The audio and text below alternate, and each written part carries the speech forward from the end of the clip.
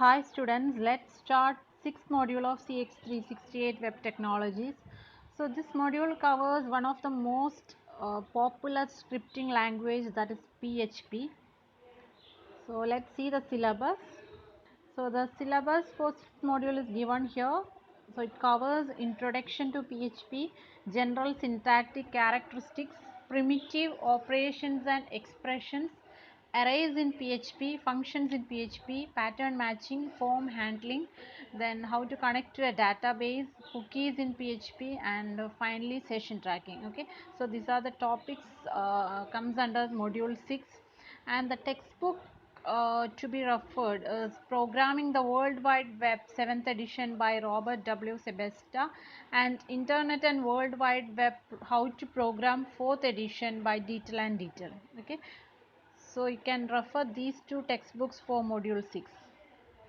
Now let's start with the introduction to PHP. So what is the full form of PHP? PHP stands for PHP Hypertext Preprocessor. So the interesting thing here is it's a recursive acronym. That is, the first P stands for PHP itself. Okay, so PHP is PHP Hypertext Preprocessor. So this PHP is the most popular server-side scripting language used for creating dynamic web pages and is mainly used for database access and form handling. Okay, so it's a popular server-side scripting language used for creating dynamic web pages. So we have learned HTML, and that can be used to build static web pages, right? So means static means it contains some pre-built contents each time the page is loaded. That is why it's called static. On the other hand, dynamic web pages can display different content each time it is viewed. Okay. So this PHP scripting language can be used to create such dynamic web pages. Now, PHP is an open source technology that provides developers with access to the software source code and free redistribution right. So you can view the source code and modify it if you want. Okay. Now let's see the different versions of PHP. So PHP was created in 1994 by Rasmus Ledroff to track users at his website. Okay, so it was created by Rasmus Ledroff in 1994. Then in later in 1995 he released it as a package called the Personal Homepage Tool.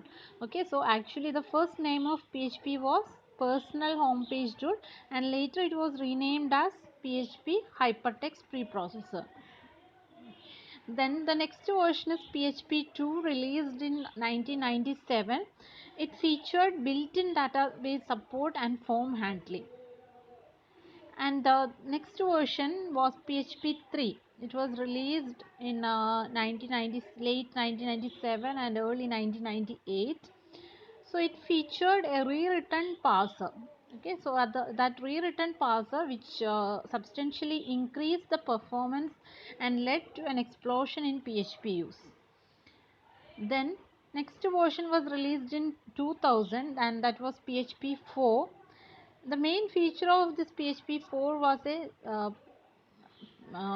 scripting engine called ZN engine. Okay, so this ZN engine is actually an open source scripting engine that interprets the PHP. So this use of this ZN engine, it considerably uh, increased the speed of the PHP processor. Now the next version was released in 2004, and it was PHP 5. The main feature was a new ZN engine, that is ZN Engine 2, and it has improved support for object oriented programming, the PHP data object extension, and numerous performance enhancements. PHP 6, actually it was a failure and it was not released. It was supposed to add native Unicode support to PHP, but it was not released. PHP 7, it was released in 2015, and it uses ZN Engine 3. okay, which provides performance improvements and 64-bit integer support on Windows. Also, the main features of this PHP 7 are uniform variable syntax, AST based compilation process, etc. Okay, so these are the different versions of PHP, PHP 2, PHP 3, 4, 5, then 7. Now, the stable version of PHP is PHP 7.1, that is from 2016 December to 2019 December, and the future version is PHP 7.2, that is from 2017 November to 2020 November. And the extension of a PHP script or PHP file is .php. Okay. Now the another feature of PHP is platform independent. That is, it can run on any platform like Unix, Linux, Windows, etc. Okay, so you can write your programs on a Windows machine and can run the same on a Linux machine. Okay, so PHP is platform independent. And another feature is PHP supports a large number of databases including MySQL, Oracle, Sybase, etc. Okay, so it supports a large number of variety, many different databases. Actually, it has support for 15 different database systems. So with PHP you can connect to and manipulate databases. Then we can embed PHP code in an XHTML document. Okay, so PHP code is embedded directly into an XHTML document. So this allows document author to write XHTML in a clear and concise manner. So these are some of the features of PHP. Now, what is a PHP processor? What is its functionality? When the browser requests a document that includes a PHP script, the web server calls it PHP processor. That is, when a PHP document is requested of a server, the server will send the document first to a PHP processor. Okay, and the PHP processor has two modes of operation. Okay, so suppose we are requesting a page called for example a.php, then this program, the server that handles our request will pass this program a.php to a PHP processor. So the PHP processor has two modes of operation. One is copy mode and second one is interpret mode. So first one is copy mode, and when the PHP processor finds markup code in the input file, it simply copies it to the output file. So that is, for example, if our requested page, that is a.php, if it finds any plain HTML in that document, the PHP processor copies that to the output file. Output file means the file that is sent to the client. Okay, then second mode is interpret mode.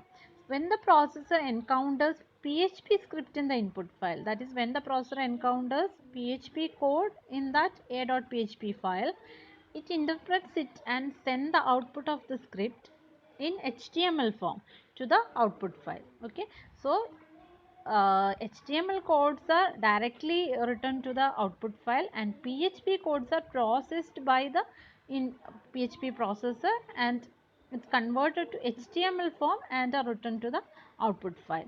Then this output file is sent to the browser or to the client. That means the client never sees the PHP script. So it is processed by the PHP processor, and the output in the form of HTML is sent back to the client. So the client never sees the PHP script. So these are the main two modes of operation of PHP processor: copy mode and interpret mode. Then other features of PHP. Uh, there are many other features for this PHP. So first one is its interpreted language. It's a purely interpreted language, but recent implementations perform some pre-compilation to speed up the interpretation. Now it's easy to learn because the syntax and semantics are closely related to JavaScript. So you have already learned JavaScript in fourth module, so it's easy, it will be easy for you to learn PHP. Now its next feature is it's a dynamically typed language. Okay, so that means it uses dynamic typing, same as in JavaScript, that is variables are not type declared. Then there are many other features, like it supports distributed object architectures, then it supports email protocols like POP3, IMAP, etc., and it supports procedural and object oriented programming, okay, etc. So these are some other features of PHP. So to run a PHP script, install PHP in your system by downloading the recent versions. Also keep the PHP files in the web server's root directory.